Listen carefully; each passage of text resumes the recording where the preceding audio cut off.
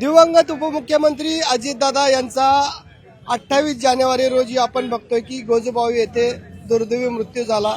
या विमानामध्ये अजितदादांसह इतर 4 जणांचा देखील या विमान दुर्घटनेनंतर मृत्यू झाल्यानंतर आमदार रोहित पवार यांनी वेगवेगळ्या पत्रकार परिषदेत घेत यामध्ये या अजितदादांची विमान दुर्घटनेची चौकशी झाली पाहिजे।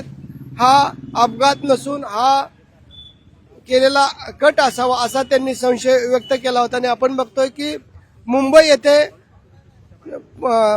त्यांनी गुन्हा दाखल करून घ्यावा यासाठी काल आग्रह धरला होता, परंतु मुंबई येथे त्यांचा गुन्हा दाखल करून न घेतल्यामुळे आज थोड्याच वेळात या ठिकाणी आमदार रोहित पवार दाखल होतील। आणि आपण बघतोय की बारामती तालुका पोलीस स्टेशनच्या बाहेर शेकडो कार्यकर्ते जमा झालेले आहेत। आपण बघतोय की फलक त्यांनी आपल्या हातामध्ये घेतलेला आहे। बारामतीचा श्वास, महाराष्ट्राच्या विकासाचा महामेरू, तमाम बारामतीकरांचा स्वाभिमान, स्वर्गीय अजितदादा पवार यांच्या संशयास्पद अपघाती मृत्यूची निपक्षपाती पारदर्शक चौकशी करून सत्य महाराष्ट्राच्या जनतेसमोर यावे हीच सामान्य बारामतीकरांची आणि दादा प्रेमी म्हणून आमची इच्छा आहे, असे फलक त्यांनी घेतलेले आहेत। सर्व कार्यकर्ते आहेत, काही कार्यकर्त्यांशी आपण बोलण्याचा संपर्क करूयात। काय भावना आहेत?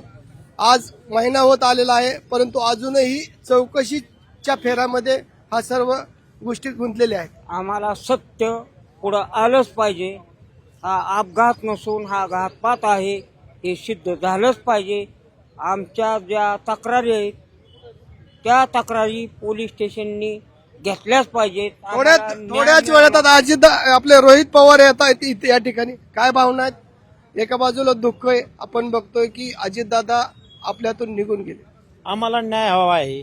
आम्ही यासाठी आज इथे सर्वजण उपस्थित आहे कार्यकर्ते। आम्हाला न्याय पाहिजे आहेत आणि आपण बघतोय की हा घातपातच असावा। काय भावना आहेत?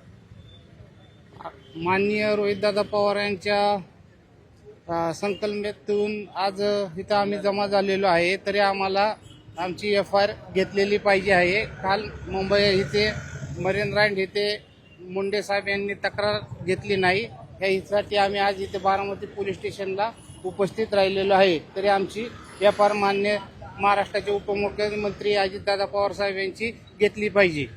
आपण बघतोय की मुंबईच्या मरीन ड्राइव्ह या ठिकाणी आमदार रोहित पवार तक्रार दाखल करण्यासाठी गेल्यानंतर त्यांची तक्रार घेतली नाही आणि म्हणून आता बारामतीच्या याच तालुका पोलीस स्टेशनच्या बाहेर शेकडो कार्यकर्ते या ठिकाणी जमा झालेले आहेत। आणि आपण बघतोय की थोड्या वेळानंतर आमदार रोहित पवार या ठिकाणी दाखल होतील। काय भावना आहेत? एका बाजूला अजितदादा गेल्याचं दुःख आहे, परंतु अजूनही आपण बघतो की वेगवेगळे पैलू समोर आल्यानंतर त्या ठिकाणी वेगवेगळ्या गोष्टी सापडल्या। दुसरा स्फोटाचा व्हिडिओ समोर आला, नंतर सांगितलं गेलं की ब्लॅक बॉक्सच जळाला। काय वाटतंय? मीडियाच्या मार्फत सगळ्या जनतेला माहीत झालंय की याच्यामध्ये काहीतरी काळबेरं दिसतंय आणि दादांना न्याय मिळाल्याशिवाय आम्ही गप्प बसणार नाही। आणि हा काय हलक्यात घेण्याचा प्रश्न नाहीये, अख्खा महाराष्ट्र पेटवून उठेल आणि दिल्लीपर्यंत आम्ही धडक मारू। जर कोण ह्याच्यामध्ये गावलं तर त्याला आम्ही सुट्टी देणार नाही। या प्रकरणाची निपक्षपाती चौकशी होणं गरजेचं आहे। आणि आपण बघतोय की ज्या ठिकाणी घटना घडली होती त्या ठिकाणच्या ग्रामस्थांशी देखील आपण चर्चा केली। ग्रामस्थांनी आपल्याला सांगितलं की जी पश्चिमेकडून पूर्वेच्या बाजूला हे विमानाने धावपट्टीवर येणं गरजेचं होतं, परंतु दक्षिणेकडून हे विमान डायरेक्ट पूर्वेकडे वळालं आणि या विमानाचा दुर्दैवी अपघात झालेला आहे। यामध्ये अजितदादांसह 5 जणांचा दुर्दैवी मृत्यू झाला आपण बघितलं। आणि म्हणून आता या विमानाचा घातपात झाला असा म्हणून यांना सगळ्यांना संशय आहेत, म्हणून हे सर्व कार्यकर्ते पोलीस स्टेशनला जमा झालेले आहेत। काय भावना आहेत? एकंदरीत आपण बघतोय की शेकडोच्या संख्येने या ठिकाणी युवक कार्यकर्ते जमा झालेले आहेत। घातपाताची शक्यता वाटते। काय भावना आहेत? रोहित दादा येणार म्हणून आपण जमलेला आहात आणि आपण बघतोय की मुंबई येथे देखील याची चौकशी होणं गरजेचं आहे आणि गुन्हा दाखल करून घेतला पाहिजे, म्हणून हे सर्व शेकडो कार्यकर्ते आता आमदार रोहित पवार यांची वाट बघतायत। आणि आपण बघतोय की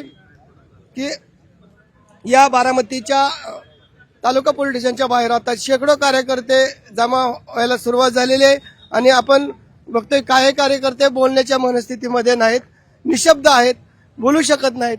परंतु या घटनेची चौकशी झाली पाहिजेत आणि बारामती तालुका पोलिसांनी या संदर्भात गुन्हा दाखल करून संबंधितावर कारवाई करावी अशी या सर्व कार्यकर्त्यांची मागणी आहे. व्हिडिओ जर्नलिस्ट सचिन नंसाटसह जितेंद्र जाधव, न्यूज 18 मराठी, बारामती.